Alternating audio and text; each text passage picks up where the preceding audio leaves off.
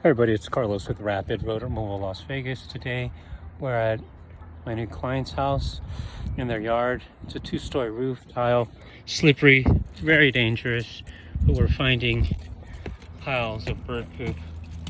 Her coat caps, her pipes are open, but really she's hearing the birds fluttering in there, really severe.